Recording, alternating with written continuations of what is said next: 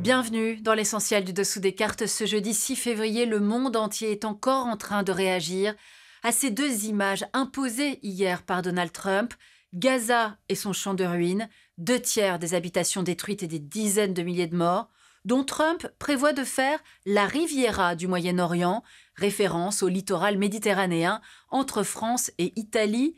Voici pour rappel son propos: nous allons prendre le contrôle de la bande de Gaza et faire du bon boulot, tandis que les Palestiniens pourraient être forcés à quitter l'enclave vers la Jordanie et vers l'Égypte, ce que refusent catégoriquement ces deux pays.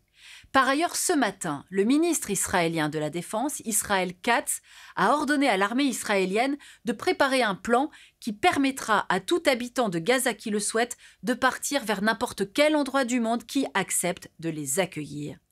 Alors nous, on a voulu, une nouvelle fois, en revenir au droit et à l'histoire. Sortons nos cartes.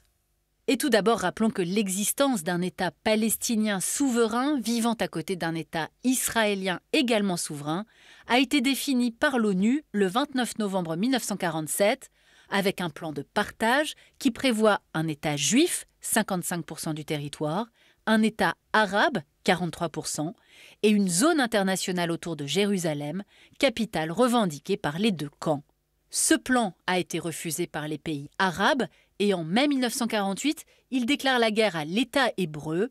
Il y aura d'autres guerres jusqu'à l'apaisement des relations avec l'Égypte, qui reconnaît Israël en 1979, la Jordanie en 1994, le Maroc, Bahreïn, les Émirats et le Soudan en 2020.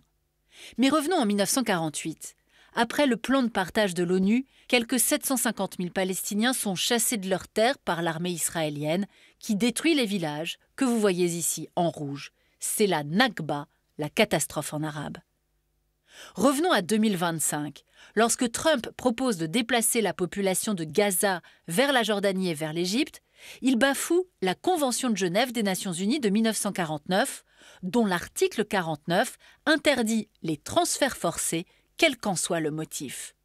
Rappelons par ailleurs que la Charte des Nations Unies, article 2, paragraphe 4, stipule que les États membres de l'ONU s'abstiennent dans leurs relations internationales de recourir à la menace ou à l'emploi de la force contre l'intégrité territoriale d'un État. Les États-Unis n'ont donc évidemment aucun droit de prendre le contrôle de la bande de Gaza, ni aucun autre État. Et ces dernières heures, Caroline Leavitt, la porte-parole, et Marco Rubio, le secrétaire d'État de Donald Trump, reformulent les propos de leur président. Les États-Unis ne financeront pas la reconstruction de Gaza, sans doute un message envoyé aux monarchies du Golfe pour qu'elles prennent en charge la recomposition de la région. Autre déclaration, il n'y aura pas de troupes américaines au sol. Message envoyé cette fois aux Américains, le slogan de Trump continue bien d'être « America First » et pas question d'aller réveiller le passé des opérations américaines en Irak et en Afghanistan. Voilà, l'essentiel du dessous des cartes, c'est fini pour aujourd'hui. À bientôt.